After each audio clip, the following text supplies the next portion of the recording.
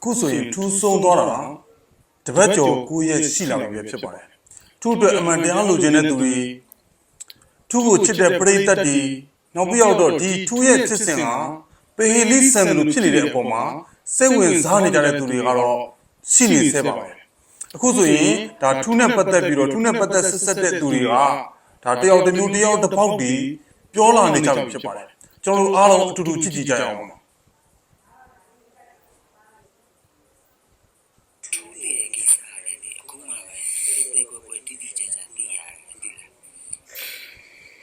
ဒီစားတာညီမလေးကိုပြောမယ်နော်ကိုကြီးရဲ့တကယ်ယူသားဆိုရင်သူနောက်ပါလာတဲ့နေရာကဖြစ်ရှင်းတင်ပါသူတို့ကဖြစ်ရှင်းလို့လွယ်တယ်ပါဒါပေမဲ့ကိုကြီးရောက်တာကောင်းမှရောက်တာတဲ့က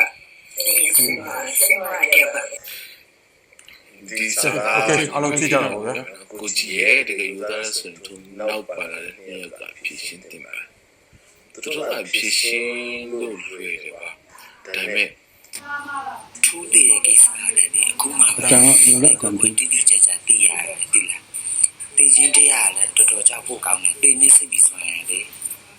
ထွက်ပြေးလို့လည်းမရဘူးပုံချောင်လို့လည်းမရဘူးဒီနေ့ဒီရက်သိမယ်ဆိုဒီနေ့ဒီရက်ကိုတားလို့လည်းမရဘူးဆွဲထားလို့မရဘူးသူ့ဖို့ပါလာရင်ဒီနေ့သိမယ်ဆိုဒီနေ့သိရတယ်ဆိုတာအရင်ကြောက်ဖို့ကောင်းတယ်ကိုယ်တော်မှပဲမသိခင်အားဆိုရင်သူများပဲတတ်တယ်လို့သူများပဲလုံကြံတယ်လို့အရက်တွေတောက်ပြီးတော့ပဲမူးထူလို့စေးတွေချလို့တို့ထင်ကြီးတွေပေးကြတာပေါ့နော်အခုကြမှာပဲရှင်းတော့တယ်အကုန်လုံးတော့အိတ်ကုန်ကြပြီလားတော့မသိဘူးဒါပေမဲ့သိချင်းမပြောလိုက်အောင်အညာကြတော့သူတို့ထွက်သွားတဲ့အချိန်မှာသူဘီယာတိုင်းမှာဘီယာတောက်တာတငယ်ချင်း6ယောက်တဲ့အဲ6ယောက်မှာအဲ6ယောက်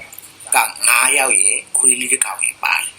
အခုခွေးလေးဟိုပေါင်းမှာ6ယောက်ပေါ့တောက်ပြီးတော့ပြန်တော့လေ AC တဲ့အတူနဲ့တူပေါ့တကားရဲ့စီလာရဲ့လူပြောတာပေါ့နော်အဲ့ဒါပြန်သွားတော့တကားရဲ့စီလာတဲ့သူတယောက်ကပြောတာလေဘယ်သူပြောတာလဲပေါ့သူတို့တကယ်ချင်းအတယောက်ကိုအိမ်မှာရင်ဝင်ချပြီးထားခဲ့တာထားတော့အကောင်ကသူတို့ပြန်တဲ့ကားကိုတော့ကြီးလိုက်သေးတယ်သူကဖြည်းဖြည်းပဲမောင်းသွားတာလေအစင်ပြေတယ်အေးစစ်စစ်ပဲကားကိုလုံးဝမောင်းသွားပြီးတော့တချင်းဆိုပြီးတော့အတုစောပါတယ်ပြီးသူဆိုရင်တော့မှကောင်းလေးတယောက်ပါသေးတယ်တဲ့မောင်းတာတော့မောင်းနေချင်တော့ကောင်းကောင်းပဲမောင်းသွားတာတဲ့တစ်ပင်နာတွေကြောက်စိတ်တွေထားဆူဒေါသတွေထားထွက်ပြီးတော့အသေးကိုတစ်ပင်ယူသူ့ဘသူကားနဲ့ထားတိုက်ပလိုက်တာသူအဲ့ဒီပင်နဲ့ရောက်တော့ဒေါသတွေအလိုလိုထွက်လာပြီးတော့အဲ့ဒီပင်ကြီးကိုသူ့ဖာသူဝင်ဆောင်တိုက်လိုက်တာတဲ့နော်သူပြောသွားတာကားနဲ့တစ်ပင်ကိုတိုက်ပလိုက်တာသူ့ဆိုဝင်စီးရထမှာဘောတယ်မလားသူ့ကောအဖိုးပါညော်လေအဲ့ဒီပင်ကိုမြင်တဲ့အချိန်မှာဒေါသတွေထွက်လာတာတဲ့သူကအမှန်နဲ့ဆိုင်ကတစ်ပင်ကိုကားနဲ့လုံးဝကိုကျုံချလိုက်တာတကယ်တော့လေဘလောက်ပဲကားတွေပဲတိုက်ဆိုင်ကတွေပဲတိုက်လေသူပြောတာတော့တစ်ပင်ကြီးကိုလွှဲချတာတစ်ပင်ကြီးတွေ့တော့ဒေါသတွေဘာညာတွေဖြစ်ပြီးတော့ပေါက်ကွဲပြီးတော့အဲ့ဒီတစ်ပင်ကြီးကိုဝင်ဆောင်တိုက်လိုက်တာတစ်ပင်ကြီးကပဲစီးသွားတာပေါ့အဲ့ကျတော့တကယ်တန်းဆိုရင်တော့အဲ့လိုမျိုးမှန်တယ်ဆိုရင်တော့သူအဲ့ထက်ပါတဲ့တယောက်ကဆိုတော့နောက်ကလိုက်လာတဲ့ကောင်မလေးသူ့ရဲ့ကောင်မလေးတို့မို့အဲ့ဒီနောက်ထပ်ယောက်ျားလေးကပဲပြောလို့ရမှာပေါ့ဒီဖြစ်စဉ်ဟုတ်ဘူးမဟုတ်တယ်ဆိုတာကတော့အဲ့ကျတော့သူပြောတာလဲပေါ့တကယ်ရောပြောတာဟုတ်လို့ထွက်လာတာကပေါ့ဒီစကား3ယောက်ပဲတော်4ယောက်ပဲတော်နော်သေမဲ့ကံမပါတဲ့သူကလေဘလောက်ပဲအရှိန်ပြင်းပြင်းအဲ့လူကမသိဘူးသိလားအဲ့ဒါတော့တကယ်လက်တွေပဲတချို့သေနေမစီးတဲ့သူကလေလဲကြိတ်တာတော့မသိတဲ့သူတွေမြင်ဘူးလေဆိုင်လို့ဆိုလေလဲဘိန်းနဲ့စပားတွေပုံတင်ထားတဲ့ဟာကြီးကြိတ်တာတော့မသိတဲ့သူတွေရှိတယ်နော်ပြောမစင်ဟိုပေါ့တက်ပြင်းဆိုင်လို့ပဲမှာဆိုတက်ပြင်းဆိုတဲ့မိုင်းရှိတယ်လဲကြိတ်တာတော့မသိဘူးနော်ကောက်လိုင်းအစီးတွေနဲ့လဲဘိန်းကြိတ်တာတော့မသိသေနေမစီးရင်လည်းဘယ်ရာမှမသိဘူးသေနေစီးပြီဆိုရင်လည်းလေလုံးဝမရအောင်ဒီနေ့ဒီရက်တေးချင်းနဲ့ကြာတော့ပြောင်းသွားတော့မကြဘူးလားတေးချင်းဒီနေ့ဒီရက်တေးမယ်ဆိုရင်လူတယောက်ကဆွဲထားလို့လည်းမရဘူးပုံနေလို့လည်းမရဘူးရှောင်းတင်းလို့လည်းမရဘူးပတ်စံနေရှိလို့ကူတာလို့လည်းမရဘူးတကယ်တော့တေးနေမရှိသေးလို့ပတ်စံကုန်သွားတယ်ဟဲ့ကောင်းတယ်လေအပတ်စံတနိုင်လို့တကယ်တော့မဟုတ်ဘူး တင်းနစ်မရှိသေးလို့မသေးသေးတာတင်းမင်းကတင်းနစ်မရှိတဲ့သူလည်းမခေါ်ဘူးတင်းနစ်စင်တော့ခေါ်မှာပဲ တချို့တော့လူတွေမှတည်တာပေါ့နော်စတယ်သူက ရှေ့ကညီလေးပြောတော့တာကတော့ဒါတစ်ပင်ကြီးနဲ့အောင်မှာစိတ်တရားဖောက်ပြီးတော့အဲ့ဒီတစ်ပင်ကြီးကိုသူကိုယ်တိုင်ပဲသူကိုယ်တိုင်ပဲတမင်စောင့်တိုက်လိုက်တာသူပြောတော့တဲ့စကားတွေအရဆိုရင်ဒါသူတို့ကားထဲမှာပါတဲ့3ယောက်ပေါ့ဒါနာမှုဟိုလူမှုကွန်ရက်အတင်းဦးလေးရတယ်ပြောထားပြီးသားအဲကြတော့နောက်မှာ2ယောက်ပါတယ်ဆိုတာအဲကြတော့သူတို့3ယောက်ကစကားများရန်ဖြစ်ပြီးတော့ဖြစ်တာမဟုတ်ဘူးသူကအဲ့နဲ့ရောက်မှပဲစိတ်တွေဖောက်ပြီးတော့ဒေါသတွေဘာညာတွေဖြစ်ပြီးတော့မှတမင်ဝင်တိုက်လိုက်တာလို့ပြောတော့တာနော်โอเคကျွန်တော်ဆက်နာထောင်ကြည့်အောင် တင်ပါတော့ရောက်ပါသူကတော့ကောင်းပါလေသူက သူပြောနေတဲ့ပုံစံကြီးလည်းကြည့်အောင်နော်သူပြောနေတဲ့ပုံစံညက်လည်းဘယ်လိုကြီးလဲမသိဘူး မှာဆိုလို့ရှိရင်ဒီချက်ဆုံးတဲ့ကျွန်တော်တို့ညီကိုလည်းခင်တယ် candy ဆိုတဲ့ညီလေးပြောက်တယ်ပါတော့ဒီနာမှာတော့ကောင်းမလေးပြောက်ပါအဲ့တော့လည်းမြန်မာကလည်းအဲ့တော့ဟိုသူရဲ့ကူတွင်းနေတဲ့အချိန်မှာမဆုပ်ပြီးတော့အဲ့ကလေးမလေးလောက်ကြည့်ပြီးကောင်းနေတဲ့တယောက်သူရဲ့လက်ကိုကြည့်လိုက်ပါသူရဲ့လက်မှာဆိုရှင်ညိုမဲဆွဲရရှိတယ်အဲ့ဒီကိစ္စနဲ့ပတ်သက်လို့ဘာပြောပြအောင်နော်အားလုံးနဲ့သူတို့တည်တယ်လို့မေးရ3ယောက်ဆိုတာအဲ့3ယောက်ပါသူတယောက်တည်းပြင်းပြင်းထန်ထန်ဖြစ်သွားတယ်နောက်ကညီလေးခန်းဒီပေါ့နော်သူကကြာလူလက်ထိခိုက်တယ်လို့ဆိုလို့ရှိရင်ဒုက္ခနဲ့ကန်ဆောင်တယ်ဒါပေမဲ့ သူရဲ့ကောင်မလေးနဲ့ခရမ်းသီးလို့နင်းနေပေးထားတဲ့တယောက်ပေါ့ သူလည်းဆိုတော့ညီတို့တို့ရဲ့စစ်ကူအကူတမှုကိစ္စကိုသူကိုယ်တိုင်ပဲဒီမှာပြောင်းပြပြီးလုပ်ခဲ့နေလေးရောက်ပါအားလုံးဖြစ်စင်မှာ3ယောက်ဖြစ်ပါတယ်တကယ်တော့4ယောက်မြောက်ကကျွန်တော်ပါဒါပေမဲ့ကျွန်တော်ကကြတော့ကျွန်တော်အိမ်ကိုကျွန်တော်အရင်ဆင်းခဲ့လိုက်တာဆင်းခဲ့ပြီးတဲ့အခါမှာအဲ့ညီငယ်မငယ်3ယောက်ကသူတို့အိမ်ကိုပြန်သွားတာပြန်တဲ့အခါမှာလည်းရှိမှ7လောက်ပဲရှိတဲ့နေရာကိုသွားရနေပြီးတော့ နေရာကိုရောက်သွားတဲ့ချိန်လုံးကိုနေရာကိုသွားတာလို့ပြောသွားတာနော်စကလုံးသုံးလုံးကနေရာကိုရောက်တဲ့အချိန်7မိနစ်လောက်ရောက်တဲ့အချိန်မှာဆိုတာမျိုးမဟုတ်ဘူးအဲ့နေရာကိုသွားတာလို့သူသုံးသွားတာလေ ဒီပင်နဲ့ဝင်တိုက်တာဖြစ်ပါတယ်ခင်ဗျာ တစ်ပင်နဲ့ဝင်တိုက်တာဖြစ်ပါတယ်ခင်ဗျာဆိုပြီးတော့သူပိတ်ချပလိုက်တယ်ဗီဒီယိုရက်ပလိုက်တယ်နောက်ထပ်တစ်ခါဗီဒီယို define လေးထပ်ပြီးတော့ပြောလာတယ် ဒီစားတာညီမလေးကိုပြောမယ်နော်ကိုကြီးရဲ့တကယ်ယူသားဆိုရင်သူနောက်ပါလာတဲ့နေရာကဖြစ်ရှင်းတင်ပါ အားလုံးတောင်းဆိုနေကြတာကတော့ထူရဲ့နောက်မှာပါလာတဲ့2ယောက်ကဖြစ်ရှင်းသင့်ပါတယ်ဆိုပြီးတော့ဒါအားလုံးတောင်းဆိုနေကြတာသူတို့ကကာယကံရှင်တွေသူတို့ကသူတို့လူစဲလောက်ကြံပြီးတော့ပဲပြောသည်ဖြစ်စီမပြောသည်ဖြစ်စီဘလို့နေပါပဲဖြစ်ဖြစ်ဒါမီဒီယာရှေ့မှာလူနေပါပဲဖြစ်ဖြစ်ပြောကြစီခြင်းနေကြတာပေါ့အခုချိန်ထိတော့သူတို့ထွက်မလာသေးဘူးဒီလူတယောက်ကပဲသူထွက်ပြီးတော့ပြောနေတာသူကပဲပြောမယ်ဆိုပြီးတော့လည်းဒါပြောတော့တာတွေ့ရလိုက်တယ် သူတို့အဖြစ်ရှင်းလို့လွယ်တယ်ပါဒါပေမဲ့ငါညီမလေးတို့ပြောရမယ်မီဒီယာအဲ့ဒီမီဒီယာမလွယ်ဘူး ကိုယ့်ရဲ့ယူသားဖြောင်းမှန်မှုရှိရဲဆိုရင်ပေါ့ဒါဒီလိုမျိုးပြောရမှာပေါ့လေကိုကောင်းခေါင်းပယ်မရွေးဆိုတဲ့အတိုင်းထွက်ပြီးတော့ပြောလို့မရဘူးလားပေါ့ဘာမှဘာတွေကြောက်ရွံ့ဆိုထိတ်နေရမှာလဲပေါ့စဉ်းစားကြပါပေါ့ တော့မီဒီယာမလွယ်ဘူးသူတို့ဖြစ်ရှင်းရတယ်ဒါပေမဲ့သူတို့အခုပြောမဲ့စကားတွေအားလုံးသူတို့အရင်ခံပြီးတော့ငါညီလည်းပြောတယ်ကိုကတော့ဒီလိုဖြစ်ရှင်းတော့မယ်နော်ဒီလိုတော့လည်းဖြစ်ရှင်းပဲပြောပြီးမှလောက်တာကိုမဟုတ်တာမလို့ ဟုတ်တယ်မလို့ sorry အဲ့လိုပြောခဲ့တာအဲ့ဒါကြောင့်ဖြစ်ရှင်းသူတို့နှစ်ယောက်တော့ဖြစ်ရှင်းခိုင်းရအောင်သူတို့နှစ်ယောက်ဘာဖြစ်နေလို့လဲသူတို့နှစ်ယောက်ကဘာအမားတွေပါနေလို့လဲ ဟုတ်တယ်သူတို့နှစ်ယောက်ကဘာအမားတွေပါနေလို့လဲဘယ်လိုမျိုးအကြောင်းကြောင့်ဝင်မပြီးတော့ရှစ်ထွက်တော့မဖြစ်ရှင်းရတာမှန်တယ်ဟုတ်တယ်ပြောပါဟုတ်ပြီ သူတို့တော့ခန္ဓာကိုယ်ခက်ခိုက်မျက်နှာခက်ခိုက်ပြီးတော့နေခဲ့တာငါညီမတွေမင်းတို့ထိခိုက်လို့လားမျက်နှာခန္ဓာကိုယ်မတိကြိုက်ပေမဲ့အမှန်တရားအတွက်သိကျင်နေကြတာပေါ့ကိုယ့်ကိုထိကြိုက်မှမဟုတ်ဘူးလေဒါဘလို့ဖြစ်သွားတာလဲပေါ့သူ့အတွက်အမှန်တရားလိုချင်တဲ့သူတွေကတော့ဒါစိတ်ဝင်စားကြပါမှန်မဲ့လေနောက်ပြီးတော့ဒီဖြစ်စဉ်နဲ့ပတ်သက်ပြီးတော့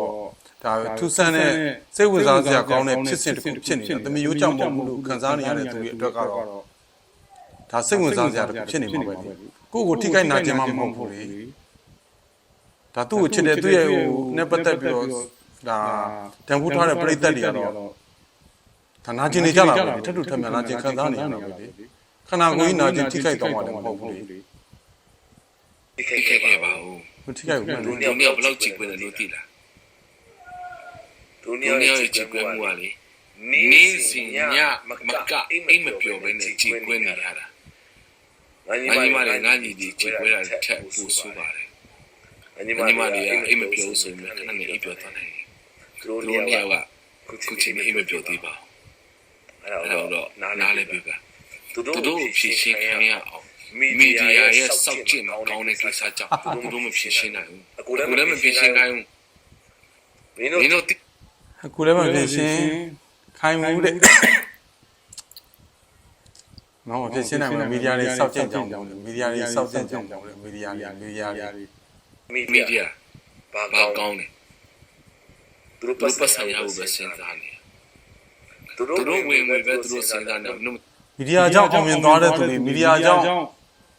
လူသိများသွားတဲ့သူတွေတော့အများကြီးပဲနော်ဟုတ်ပြီကဲဆက်ပြောကြည့်ပါဦးဒါမီဒီယာကအများသူက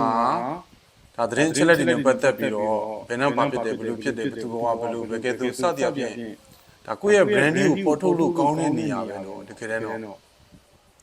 ဒါမလို့မီဒီယာရဲ့စောက်ကျင်နေကြောင်းပြောတယ်မီဒီယာတော့ဘယ်နှဘာဖြစ်တယ်ဒါသူတို့အလုပ်သူတို့ကတော့ view ကမှပြောမှာဒါသူတို့အလုပ်ပဲလေအဲ့တော့ဘာလို့อ่ะစမပြေသူတို့မရှင်းနိုင်မှာအခုရှင်းပေးမယ်သူဆုံးသွားပြီမဲ့အခုမမပြောနေတဲ့ပုံစံကြည့်ဦးရနော်တုံးကပြောနေတဲ့မူကြည့်ရခမလူရှိဒီရှိမမရေးမပေါ့ဘယ်လိုပြောမှာရက်တီပေးမယ်ပါကွာမဘာလို့စကလုံးတွေရေးလိုက်ပြီအမှန်တရားကိုရက်တီပေးမယ်သူနဲ့ပတ်သက်တော့ငါ့ကိုလာမေးသူညောင်တော့မမင်းသူညောင်ကိုတိုင်ကို SNL ဖြစ်လို့သူလည်းဘာမှသိမသိဒါပေမဲ့အကုန်ကုန်သိအခုမေးမင်းတို့ဗီဒီယိုခေါ်တဲ့လက်ခံပြီးတော့ပြောပြမယ်